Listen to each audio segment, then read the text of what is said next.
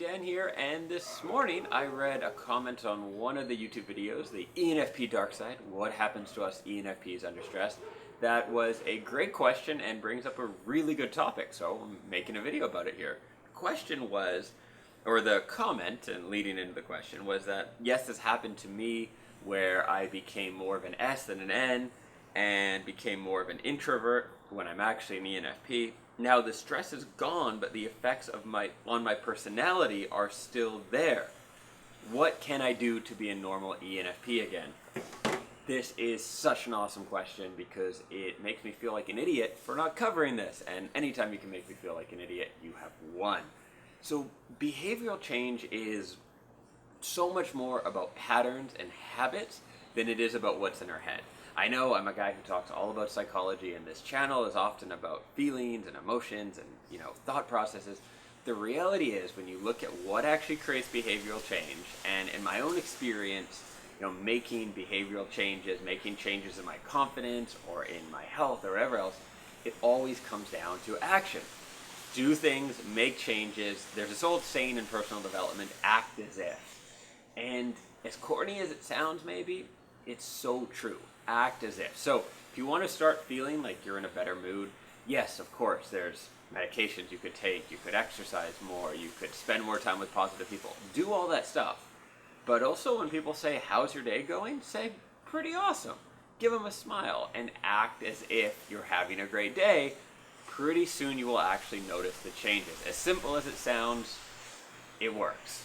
And so if you've been under a period of a lot of stress, so then you've started acting more introverted perhaps, more like, if you are an ENFP, right, acting more introverted, or you've started acting, more like an S-type, that behavior has become habitual. So it's not who you are at your core, but it's become who you act like.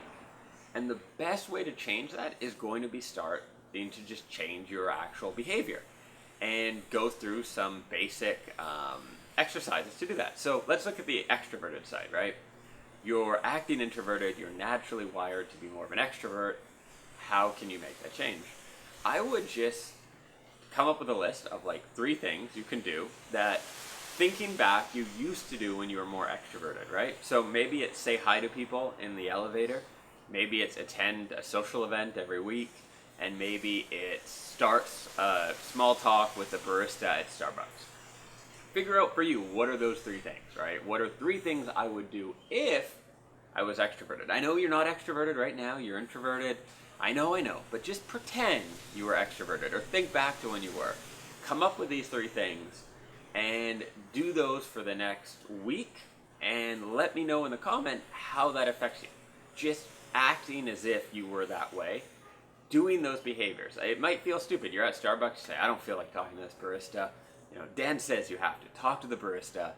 See what happens when you start acting more extroverted, how that affects your behavior. Now, in terms of the acting more like an S, a sensor, rather than an intuitive, and N on the Myers-Briggs, I don't exactly know. I'm kind of guessing on some things here. Maybe getting back to some, read some ENFP philosophers. Alan Watts is one of my favorite. Read some books or watch some movies that are more like philosophical, big picture, that sort of stuff. That would be one of my go-tos, right? The food for thought, what you're putting into your mind. So books, movies, podcasts, videos like this that maybe are more about the intuitive stuff, the big picture stuff and all that. And that may help some influence. The other way could just be asking yourself from time to time, like maybe set an alarm in your phone 3 times a day to say, am I caught up in the weeds? Am I being a bit more of a sensor right now? Or am I being intuitive? Am I thinking more on that side of things, the intuitive side? And just ask yourself, if I was being really intuitive, how would I behave right now? Questions, I'll do another video on this at some point. The power of asking questions and how we can use questions to redirect our emotions and change how we feel and all that. They're very powerful. So asking yourself just, if I was being more intuitive, how would I behave differently right now? What would I be thinking about? What would I be doing? And see how that also affects your behavior. Now this is the part of the video where I'll get into some old school Dan stories. So if you've been watching my videos to the end, this is where the payoff is. I love this topic of acting as if and behaving in the way that you would like to be. It kind of ties in with the video I did recently, the one piece of advice that changed my life. The thumbnail is like how I got my dream girl. That advice of what kind of person would you need to be to get the kind of partner you want to have, right? Same way you can think of acting. If I was that person, what would I do in that moment? Years ago, I had a personal development newsletter that I started. Well, more of like a newspaper, an in-person thing in Vancouver. And one of the articles I wrote for the very first paper talked about running on the seawall. So in Vancouver, we're on an ocean, and you can run all around the ocean. It's sort of like there's a bay and there's ocean and that. It's quite beautiful. The 2 months of the year it's not raining. And so I was talking about running on that, and there was a bunch of garbage that was thrown down. So the seawall, you're like running here, the ocean's here, there's maybe like 5 meters there, and somewhere along the slant there was some garbage.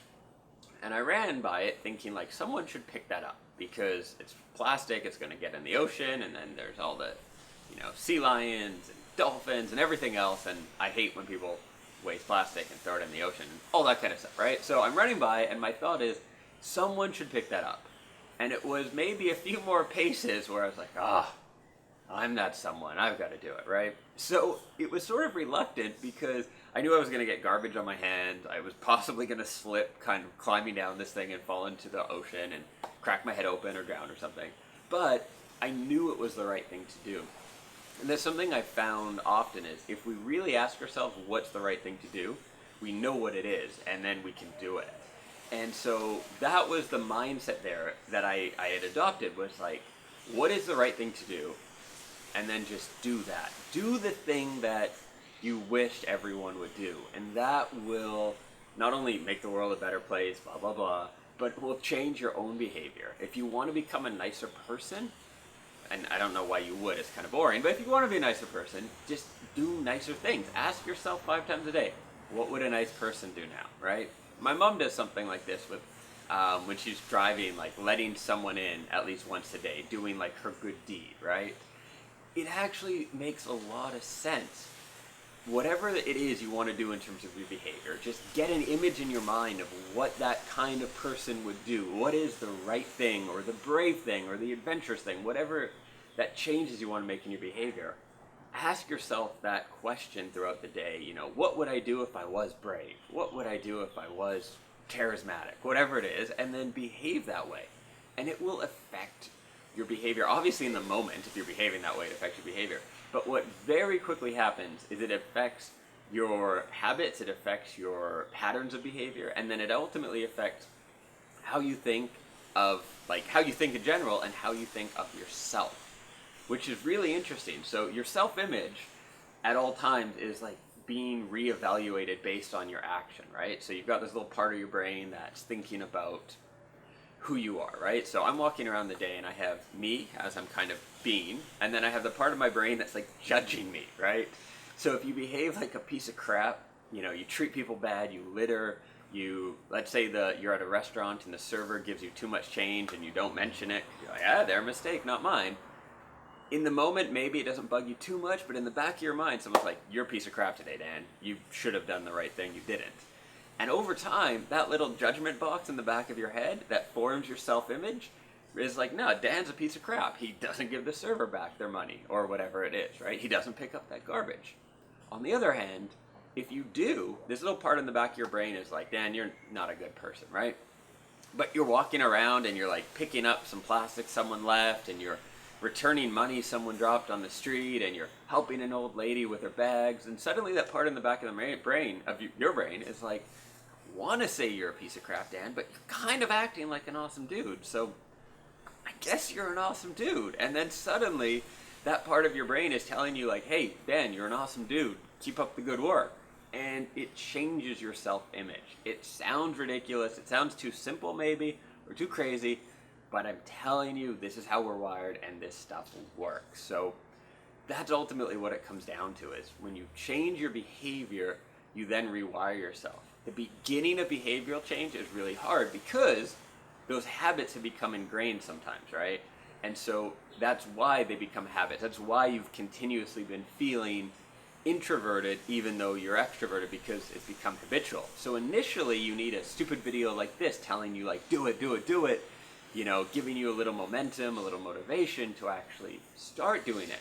But you'll be surprised how easy it becomes to keep the behavior change once you do it for like a couple days or a couple weeks, and it just becomes more of habitual. And once it's habitual, it actually becomes who you are. And once it's who you are and how other people see you and how you see yourself, then it just becomes permanent. You don't have to do anything about it because it's just who you are.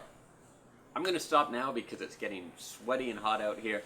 Thanks for watching. If you've enjoyed this, if you found it useful, share it with a friend. Tell someone in your life you think that would benefit from this video, and do subscribe to the channel if you haven't yet.